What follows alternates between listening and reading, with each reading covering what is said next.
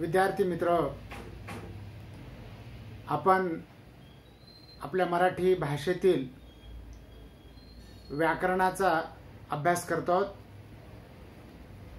यामध्ये आपण मागच्या एका तासापासून शुद्ध लेखनाचे नियम अभ्यासत आहोत। मराठी साहित्य महामंडळानं जे नियम बनवलेले आहेत त्यातील नियमांचा आपण अभ्यास करतो आहोत। या पूर्वीच्या तासाला आपण अनुस्वार कोठे द्यावेत या संदर्भात काही नियम अभ्यासले। आज आपल्याला प्रामुख्याने शुद्ध लेखनाचे जे नियम आहेत त्यामध्ये ह्रस्व दीर्घ अंत्याक्षरासंबंधी आपल्याला नियम पाहिजेत। ह्रस्व दीर्घ अंत्य अक्षरे ही आपली तासिका क्रमांक 2 आहे। पहिल्या तासिकामध्ये आपण शुद्ध लेखन म्हणजे काय आणि अनुस्वार कसे द्यावेत या संदर्भात आपण अभ्यास केलेला आहे। तसा शुद्ध लेखन हा वेगळा विषय नाहीच, पण आपलं लेखन हे निर्दोष असलं पाहिजे। कारण शब्दातील लेखनानुसार त्याचे उच्चार केले जातात आणि उच्चारानुसार त्याचे अर्थ होतात। जसं लिखाण आपण करू तसे त्याचे अर्थ होतात। उदाहरणार्थ बघा, खून हा शब्द आणि खून हा शब्द, न बाणाचा न नळाचा आपण पहिलीच्या वर्गामध्ये शिकलो। पण या खून या शब्दाचा वेगळा अर्थ होतो आणि खून या शब्दाचा वेगळा अर्थ होतो। हे खून म्हणजे चिन्ह आणि खून म्हणजे एखाद्याची हत्या करणं। किंवा सीर, सीर आणि सीर बघा, हे सीर म्हणजे डोके आणि सीर म्हणजे धमणी, नस आपण ज्याला म्हणतो। म्हणून ह्रस्व दीर्घाला सुद्धा महत्व आहे। ह्रस्व अक्षर म्हणजे काय, तर ज्या अक्षराचा उच्चार करण्यासाठी कमी कालावधी लागतो। कारण भाषाशास्त्र हे उच्चारशास्त्र आहे। ज्या अक्षराचा उच्चार करण्यासाठी कमी कालावधी लागतो त्याला ह्रस्व अक्षर असं म्हटलं जातं। ज्या अक्षराचा उच्चार करण्यासाठी जास्त कालावधी लागतो त्याला दीर्घ अक्षर असं म्हटलं जातं। तर आपल्याला प्रामुख्यानं शब्दाचं अंत्याक्षर या संदर्भात नियम पाहिजेत। शेवटचं अक्षर त्यातील ई हा स्वर किंवा उ हा स्वर, इकार आणि उकार। अंत्याक्षरातील ई हा स्वर किंवा उ हा स्वर केव्हा ह्रस्व लिहितात आणि केव्हा दीर्घ लिहितात या संदर्भात मराठी साहित्य महामंडळाने केलेले जे नियम आहेत आणि शासन मान्य जे आहेत त्या काही नियमांचा आपल्याला या ठिकाणी अभ्यास करायचा आहे। पहिला नियम आहे बघा, एकाक्षरी शब्दातील इकार किंवा उकार दीर्घ उच्चारला जातो म्हणून तो दीर्घ लिहावा। एकाक्षरी शब्दातील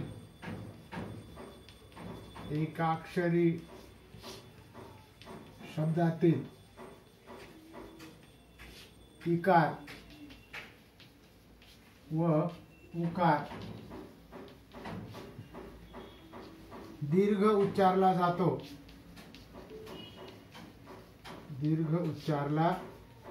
जातो, म्हणून तो दीर्घ लिहावा। हे एक अक्षरी शब्द आहेत।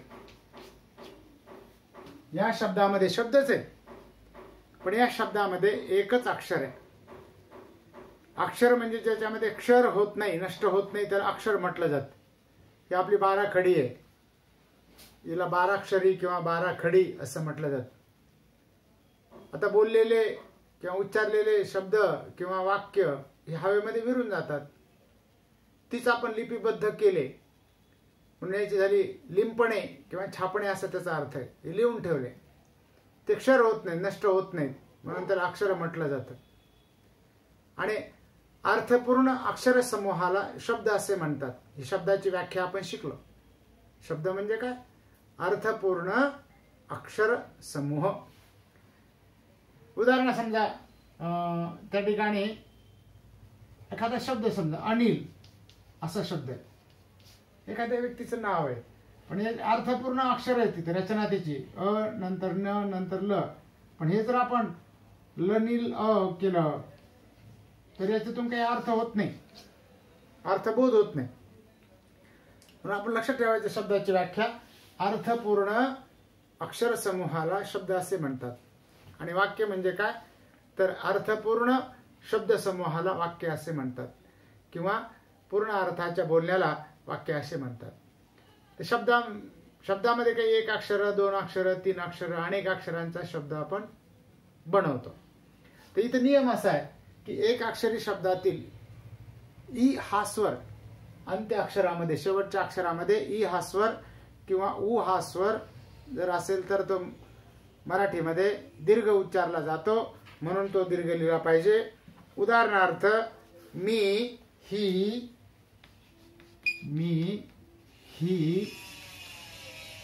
तू, धू, जू, पी,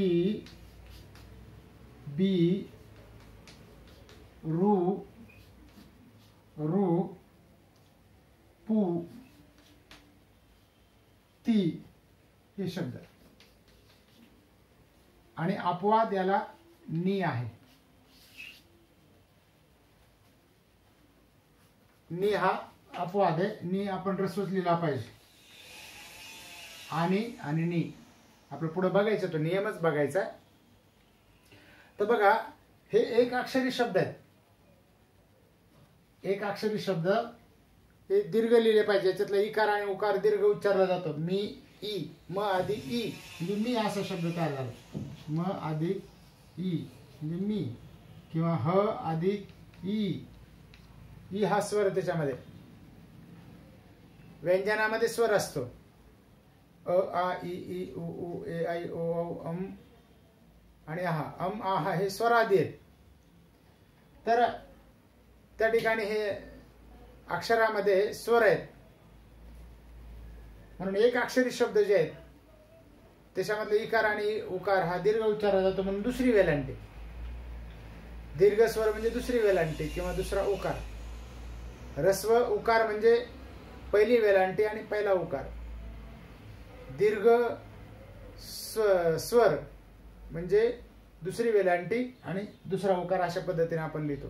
तू, धू, जू, पी, बी, रू, पू, ती हे जे शब्द आहेत हे एक अक्षरी शब्द आहेत. यातले इकार किंवा उकार दीर्घ उच्चारले जातात, म्हणून तो दीर्घ लिहावा. त्यानंतरचा दुसरा नियम यातला नंबर 2, मराठी शब्दाच्या शेवटी येणारा इकार किंवा उकार उच्चारानुसार दीर्घ लिहावा. आता मराठी भाषेमध्ये तयार झालेले शब्द आहेत. आपली भाषा ही संस्कृत भाषेपासून तयार झालेली आहे. संस्कृत भाषेचे काही शब्द आपण वापरतो जसेच तसे, किंवा ते संस्कृतमधून मराठीमध्ये येताना त्याच्या रूपामध्ये बदल होतो. एक प्रकारचे शब्द तत्सम शब्द, त्यानंतर त्याच्या रूपामध्ये बदल झाला तद्भव शब्द, आणि देशी शब्द म्हणजे या भाषेमध्ये तयार झालेले शब्द यांना देशी शब्द म्हटलं जातं. मराठी शब्दाच्या शेवटी येणारा इकार, मराठी शब्दाच्या शेवटी येणारा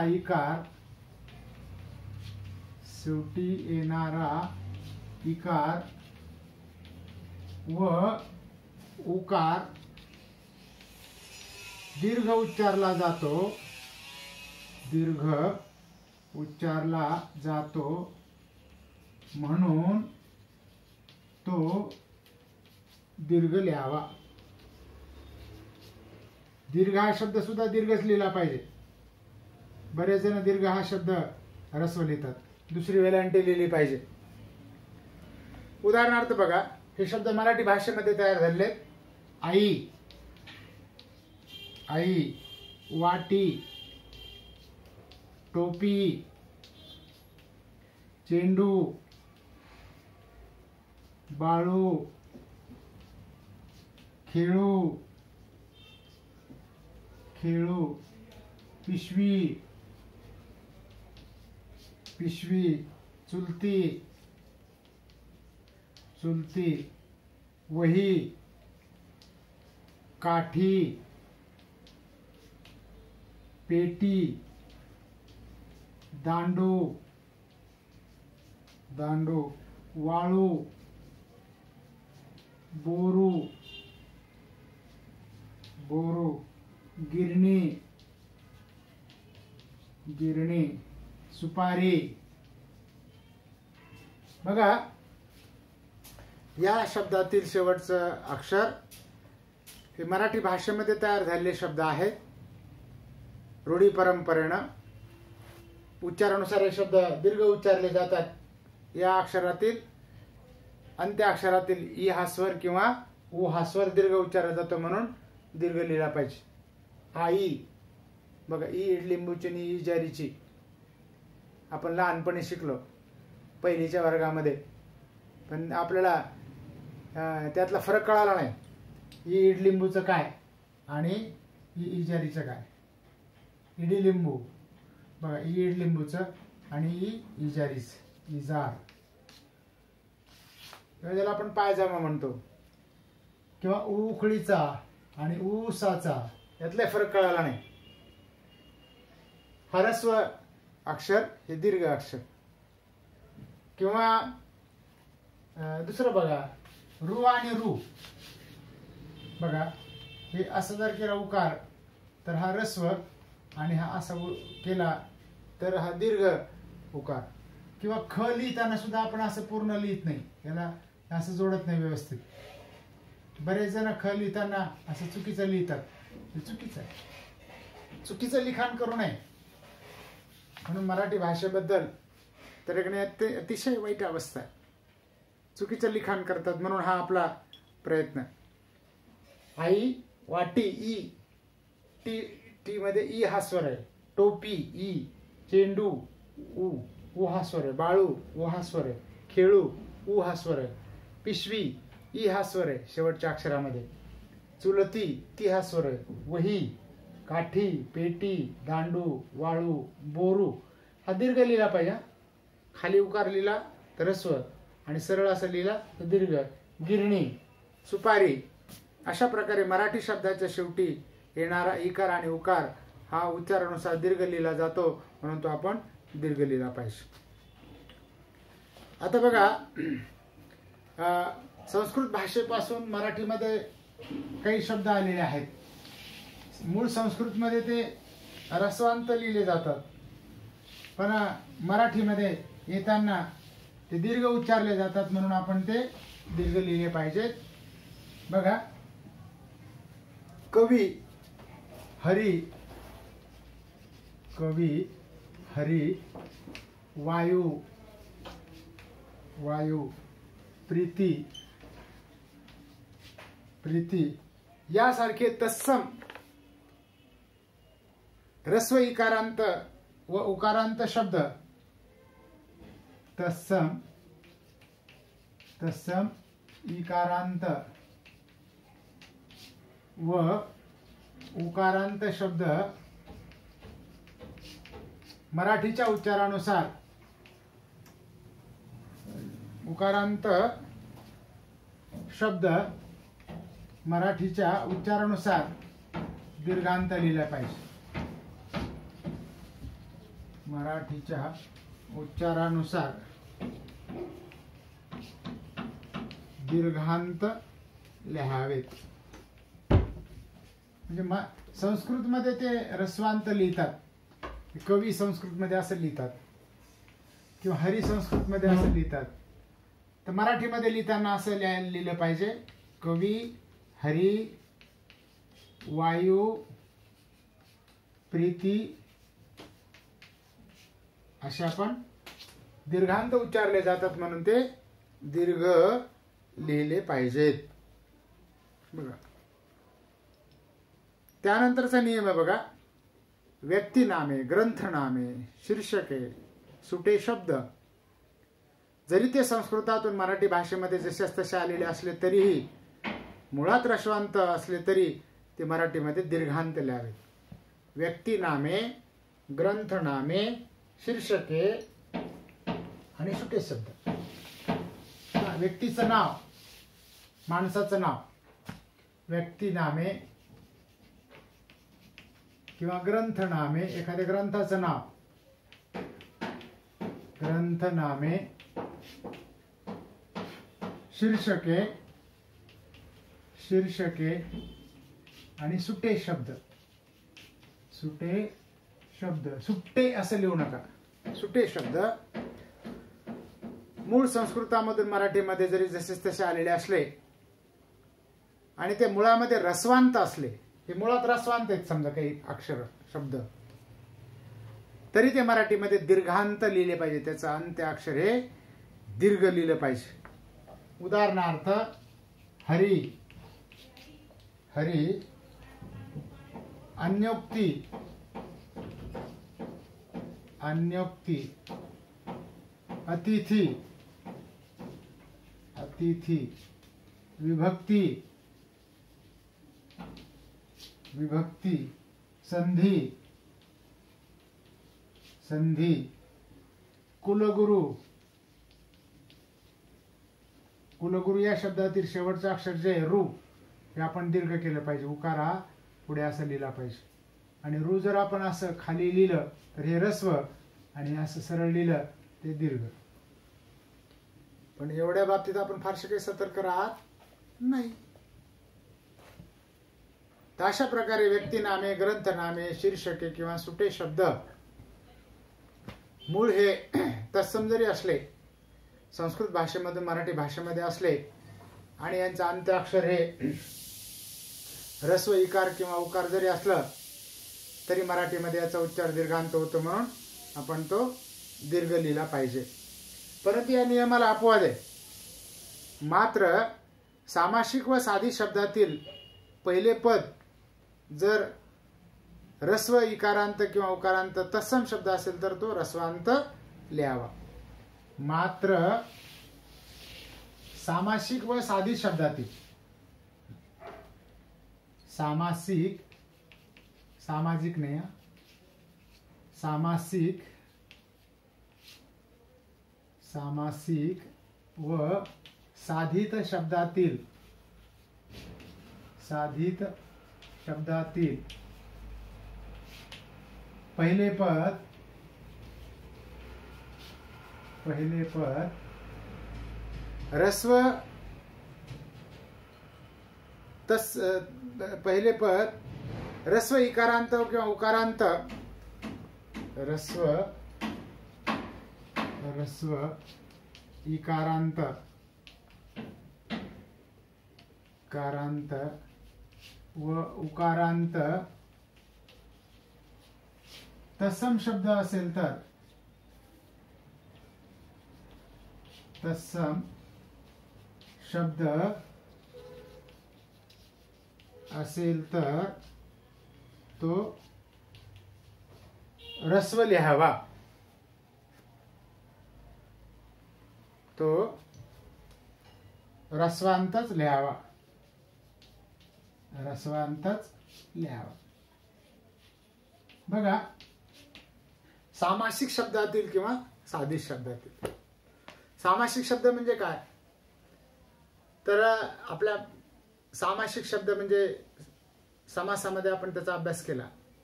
समासी भाषेतील काटकसर आहे. अनेक शब्दाबद्दल एक सुटसुटीत असा जोड शब्द आपण तयार करतो, त्याला समास असं म्हटलं जातं.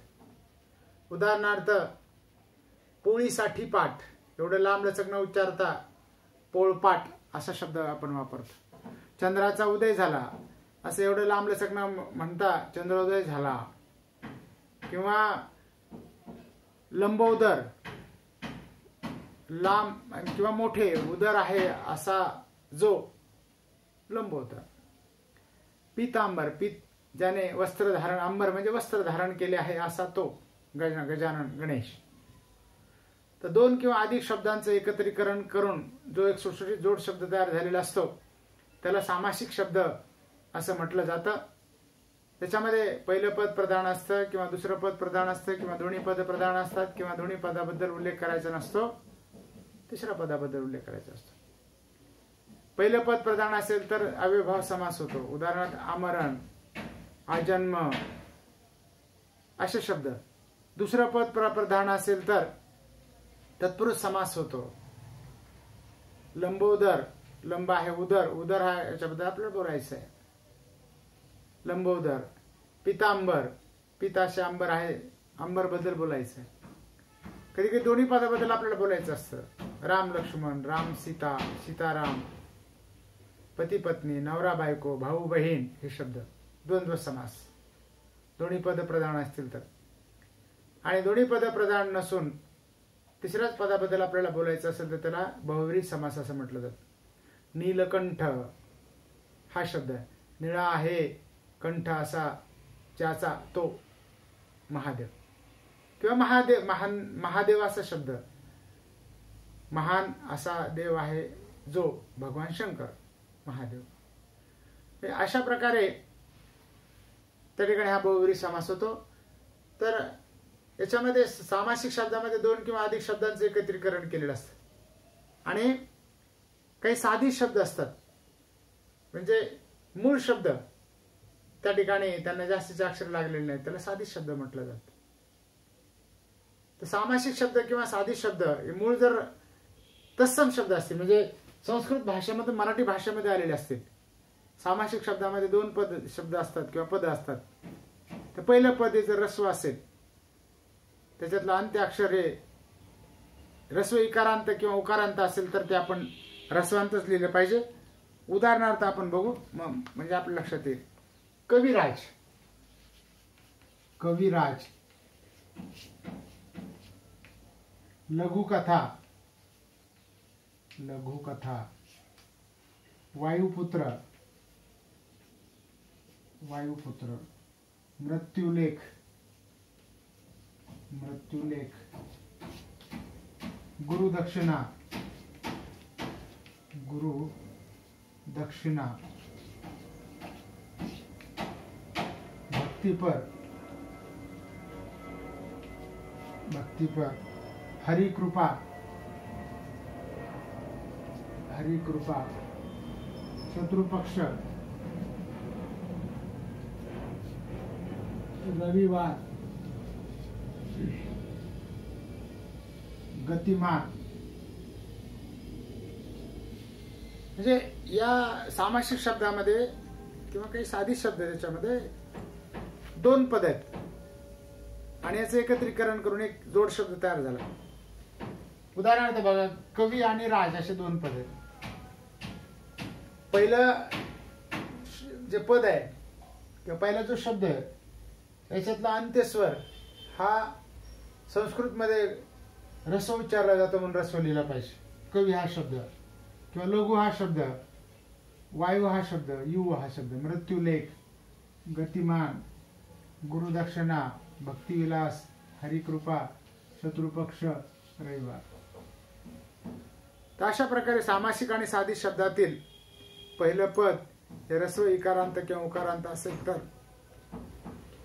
ते संस्कृतातल्या प्रमाणात रस्वांतच लिहिलं पाहिजे.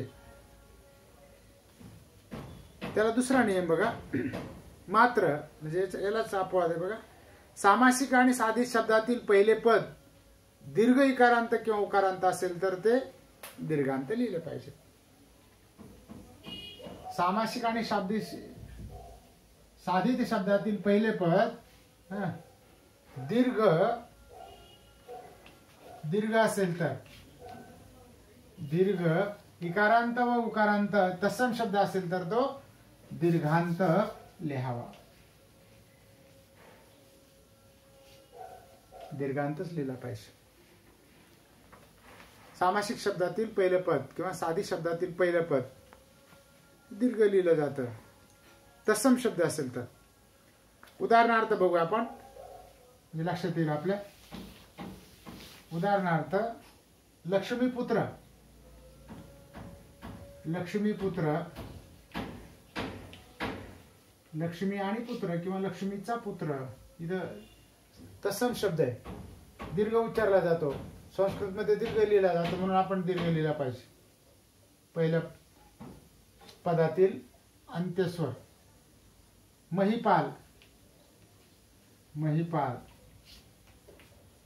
पृथ्वी तल, पृथ्वी तल. भूगोल, बघा भूगोल हा शब्द नेहमी दीर्घ लिहिला पाहिजे, भू दीर्घ लिहिला पाहिजे. वधू परीक्षा, वधू परीक्षा. परीक्षा सुद्धा आपण शब्द दीर्घच लिहिला पाहिजे. परीक्षा, नुसतं परीक्षा जरी लिहायचं असलं तर दीर्घच लिहिला पाहिजे. त्यानंतर वाणी वैभव, वाणी वैभव, वाणी वैभव. गौरीहर, गौरीहर. दासीजन, दासीजन. वधूवर, वधूवर. श्रीधर, श्रीधर. नदी तीर, नदी तीर. भगिनी मंडळ, भगिनी मंडळ. अशा प्रकारे सामासिक आणि साधित शब्दातील जर पहिलं पद दीर्घ इकारांत किंवा उकारांत असेल तर ते आपण दीर्घांत लिहिले पाहिजे. लक्ष्मीपुत्र, महिपाल, पृथ्वी तत्व, भूगोल, वधू परीक्षा, धू तत्व. वाणी वैभव, वाणी वैभव. गौरीहर, दासीजन, वधूवर, श्रीधर. अशा प्रकारे हा नियम आहे. त्यानंतर बघा विद्यार्थीन, प्राणीन, पक्षीन यासारखे इन अंत शब्द हे मराठीत येताना त्यांच्या न चा लोप होतो, म्हणून ते व उपांत्य अक्षर ह्रस्व असेल तर ते दीर्घ होतं. उदाहरणार्थ बघा विद्यार्थीन, विद्यार्थीन. प्राणीन, प्राणीन. पक्षीन, पक्षीन. यासारखे इन अंत शब्द, इन अंत शब्द मराठीत येताना त्यांच्या न चा लोप होतो. शेवटच्या शब्दामध्ये न हा स्वर आहे, न हे अक्षर आहे, इथं न हे अक्षर आहे आणि त्याचं उपांत्य अक्षर दीर्घ होतं. उदाहरणार्थ बघा असं शब्द तयार होतो. तो असं लिहू नये, शब्द चुकीचे लिहितात. विद्यार्थी असं लिहायचं. एक वचने असेल तर अनेक वचने असेल तर. प्राणी, पक्षी. उपांत्य अक्षर दीर्घ होते बघा. उपांत्य अक्षर काय झालं, दीर्घ झालं. आणि अंत्य अक्षरातील दीर्घ अक्षराचा हा जो नियम आहे त्यातला शेवटचा नियम पुढील तत्सम अव्यय, पुढील तत्सम अव्यय व नि आणि ही मराठी दोन अव्यय ह्रस्वांत लिहावी उच्चारानुसार. काही अव्यय आहेत बघा, यांच्यामध्ये व्यय होत नाही, बदल होत नाही, जास्तीचे अक्षर त्याला लागत नाहीत. उदाहरणार्थ हे शब्द असेच लिहिले पाहिजेत आपण. परंतु, परंतु, परंतु. अद्यापि, तथापि, अति, अति, इति, प्रभृति, यद्यपि, यथामति, यथामति.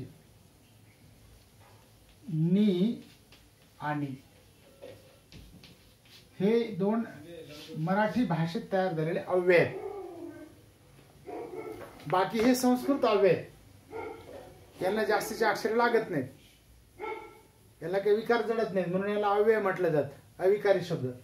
परंतु, अद्यापि, तथापि, इति, अति, इति, प्रवृत्ती, यद्यपि, यथामती, नि आणि हे शब्द मराठी भाषेमध्ये वापरताना अशाच प्रकारे आपण लिहिले पाहिजेत. आता इत्यादी हा शब्द जो आहे तो अव्यय नसल्यामुळे तो दीर्घांत लिहावा. इत्यादी, इत्यादी हा अव्यय नाहीये, तर हा दीर्घांत लिहिला पाहिजे. अशा प्रकारे मित्र, अंत्याक्षरासंबंधी मराठी साहित्य महामंडळानं तयार केलेले जे काही नियम आहेत शुद्ध लेखनाचे, ते आज या ठिकाणी आपण पाहिले. उद्याच्या किंवा नंतरच्या तिसऱ्या तासिकेमध्ये आपण उपांत्य अक्षरासंबंधी नियम पाहणार आहोत. ऱ्हस्व दीर्घाचे उपांत्य अक्षर म्हणजे शेवटच्या अक्षरापूर्वीचं अक्षर उपांत्य अक्षर, केव्हा ऱ्हस्व लिहायचं आणि केव्हा दीर्घ लिहायचं. मित्रो, आज इथं आपण थांबूया. धन्यवाद.